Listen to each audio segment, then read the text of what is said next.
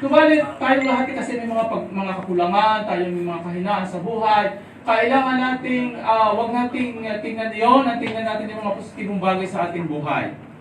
Hallelujah. Bakit? Dahil dito tayo nilikha ng Diyos. Ganito tayong binuo ng Diyos. Tingnan natin ang talata sa Psalms 139. Psalms 139 verse 13 to 14. Tingnan po natin ang talatang yan, mga kapatid. Hallelujah.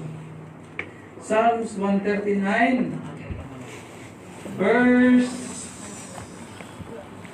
13 to 14. Ang sabi po, sapagkat iyong inanyo ang aking mga lamang loob, iyo akong tinakpan sa bahay bata ng aking ina.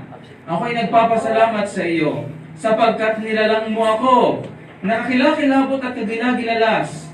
Kagilagilalas ang iyong mga gawa, at nalalamang mabuti ang aking kaluluwa. Ang sabi po diyan, lalo na doon sa verse 14, I praise you because I am fearfully and wonderfully made.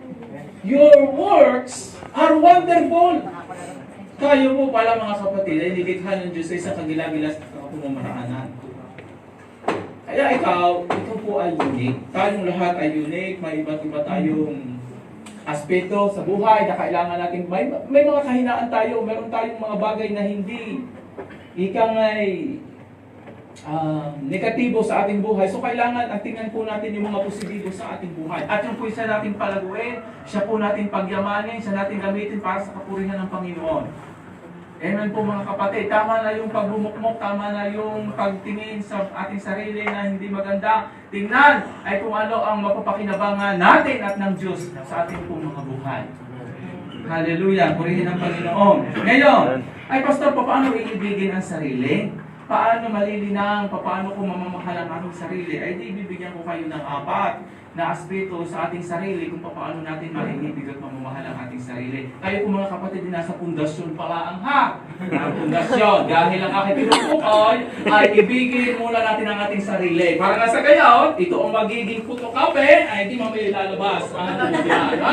Atin mo lang ibigin ang ating sarili. Uulitin ko, hindi pagiging makasarili ang aking itinuturo. Ang itinuturo ko ay ang pag-ibig muna sa ating sarili at mamaya isa kayong isa. No ha? Sige ha. Muna natin titingnan na atin mo paano maalagaan ang ating sarili. Ako ay bilang isang nurse ay inuna ko muna ay physical. Kailangan maalagaan natin ang ating katawan as a physical sapagkat ito ay pinanalahanan ng banal na espiritu. Ang ating katawan ay templo, sabi ng banal na kasulatan. Ating katawan ay templo ng banal na espiritu. Napupunta muna ako sa isang mas mababaw, physical. Hindi napakahalaga ang mga pagtulog. Ang mahalaga ay ang kumpletong tulog. 7 hours to 8 hours dapat kayo natutulog sa gabi. Hindi yung alas 11 tutulog, alas 3 gigising. Hindi ng oras tayo ng tulog. Puyat. Maaga kayo mautas. So, tingnan ninyo, mapapakinabangan ng mahusay. Ang inyong katawan, masakitin kayo, hindi kayo makapaglitot ng husay sa Diyos. Bakit? Abay tonsile. Pagpunat lagi tonsile, anong tawag dito? Sipunin, ubuhin. Alam ko yung sipon at ubo? Ayan, may bunga ng pagpupuyat. Hindi lang ang coronavirus na nakakapagpupo. Nasabi ko sa inyo, mag-uyat kayo, so tingnan ninyo ang itsura ninyo. Amen. Alagaan po natin ang ating sariling katawan, matulog, kumain, hindi na mga instant. Pag instant na kilala nyo, instant din ang buhay nyo. Hindi na instant noodles. Bakit? Ayos lang mga instant, pero huwag lagi. Ano po, mga kapatid? Huwag gumawa ng mga bagay na makakatampalasan sa ating katawan. Ano yung mga bagay na makakatampalasan? Ay, marami. Alak, sigarilyo, matatabang siya cholesterol, mga uric acid. Alam siguro ninyo kung ano yan.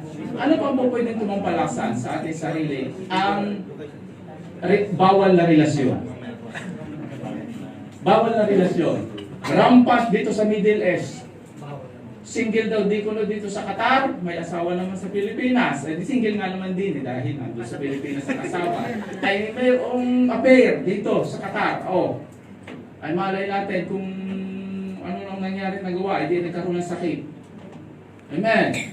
Pinampalasa ng sarili ang ating katawan. So mahalin po natin ang ating sarili, protektahan natin itong appearance, itong nakikita natin ito. Physical, kailangan mahalin natin ang ating sarili, ingatan po natin ito. Amen? Ikalawa, emotional. Paano natin mamahalin at maiibig nating sarili emotionally? Lumayo sa mga bagay na makapagpapalungkot sa inyo. Akala ba, sabi na, alam niyo mga radical na Christian, para po sa akin lang naman ito, anak ko. Napakahalaga sa isang Christian tinatawag na balance. Don't be extreme. Huwag kang maging extreme. Balance. Ako'y naniniwala Panginoon sa Kristo is a balance. Dahil si Jesus Christ, lalo na siya tuksuhin ng Diablo, ay siya'y gumamit din ng pambalansing talata. Sige, sinabi ng Diablo, gawin mo ikang tinapay ang bato. Ay si Jesus Christ, binalansin niya. Sabi ni Jesus Christ, saglit, hindi laso tinapay na bubuhay ang tao, hindi sa bawat salitang namumutawi sa ibig ng Diyos.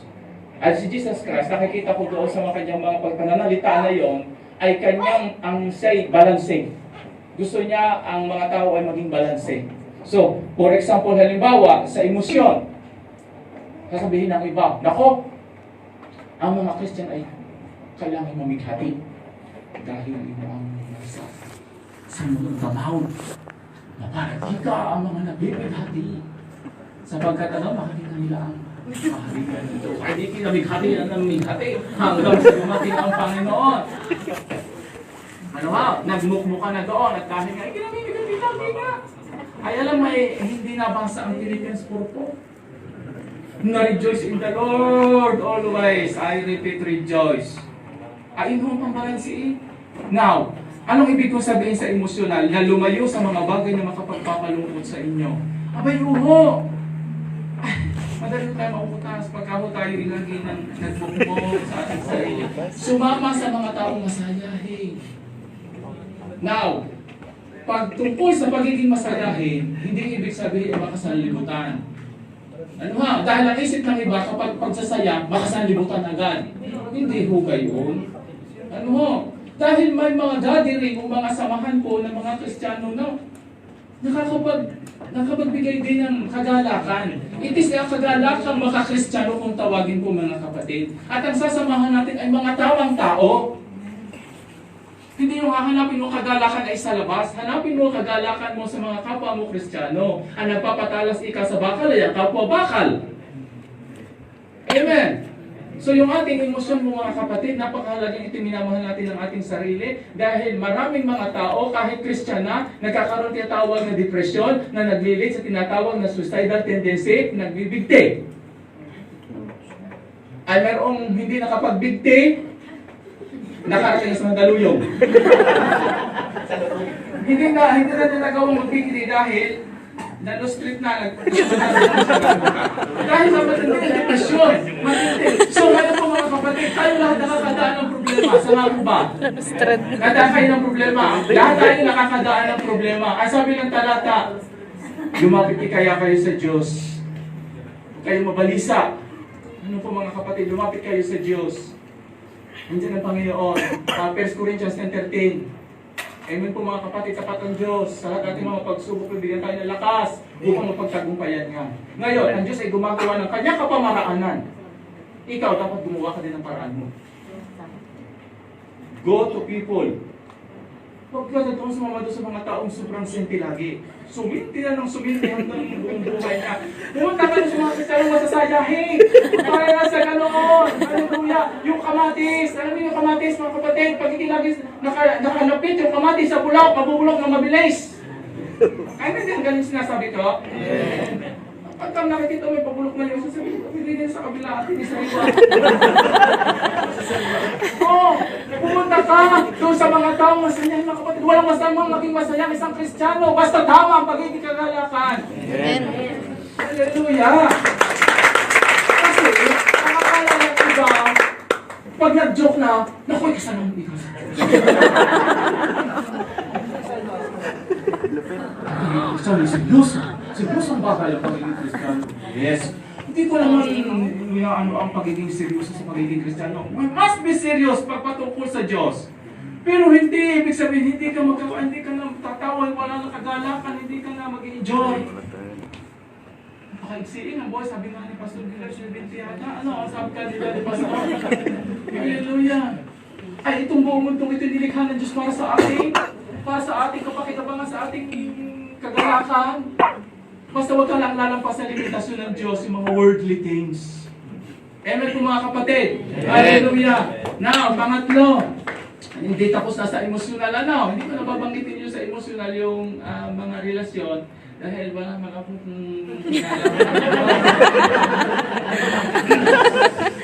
ay sabi ng madalang sulatan, ay mahirap kasi magturo lang hindi mo naman naranasan. Kaya gusto ko ligdangan ang pagkukuha hindi ko naman naranasan. Number 3, ay naranasan ko ang pag-ibig ng Diyos. Amen. Pag-ibig ng aking pamilya. Pag-ibig ng aking mga kaibigan. Ay, pero other than that, sabi ka ng araw ko, aliwali.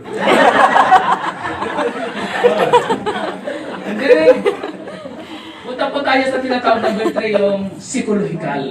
Itingnan po natin ang ating psychological. Kaya napakahalaga na ito'y atin din po iniibig ating sarili, iniingatan ang ating pong pag-iisip. Ang sanlibutan may itinuturo. Ano po itinuturo ng sanlibutan? Positive thinking. Kaya man ikaw ay maging positive. Lagi sa iyong gagawin, you must be always positive. Sa Christian, hindi positive ang positive thinking na tinuturo. Ang itinuturo, faith. Karoon ka ng faith sa Panginoon. Yan ang kailangan itinatanim ng isang Kristiyano sa kanyang isip. Hallelujah. Faith. Faith is higher than this positive thinking theory.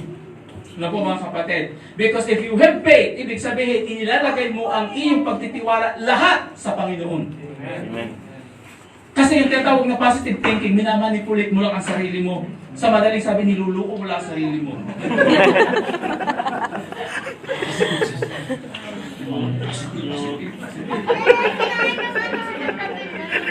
Useless. Faith.